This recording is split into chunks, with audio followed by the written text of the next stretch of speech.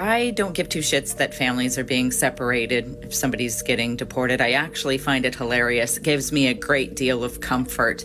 I have no sympathy that your child might grow up without a father because he got sent back to Mexico or whatever. I mean, y'all are welcome to go with him. Don't forget that's an option. That's a choice that you're making, right? I don't have any sympathy for your little videos that you're making on social media with all the tears. I don't give a shit. I'm actually fucking laughing at you that you're sitting there crying for attention. Okay.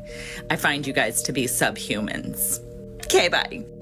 To make light of people leaving war-torn nations, coming to a country, and then being kicked out or being removed illegally, particularly when they're the actual indigenous people of the nation, or for example in Mexico or other countries like that where they used to occupy that land, but then a bigger, more stronger colonizing like state or mindset has overtaken their land, and so now they're illegal immigrants in their own nation when they're trying to come back in.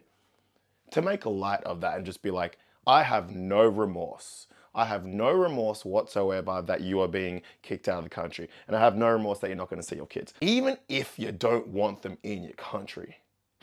Funny I say your country because it was taken. But even if you don't want them where you are because you have the power and you occupy the space, you don't even feel bad for saying that about a family breaking up. Let's not even think about racism for a second.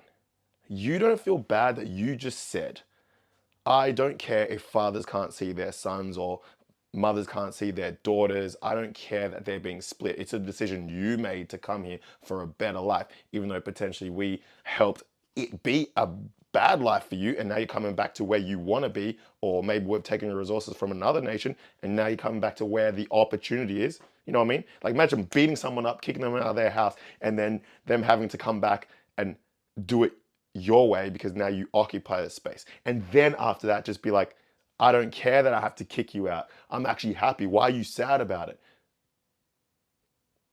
I don't know, man. When people say there's no such thing as racism, it's crazy to me, okay? The reason she thinks like that and the reason she can talk like that is because there's not going to be a big enough consequence. Is that hate speech? Is that free speech? Is that a joke? Whatever it is, there's always like some sort of loophole which doesn't really have the power and the high level consequences and ramifications in which would be apparent in other scenarios, such as violence against children, such as violence against women, and those levels of punishment should be high, obviously, because we've got to protect those demographics, but it should be the same in racism.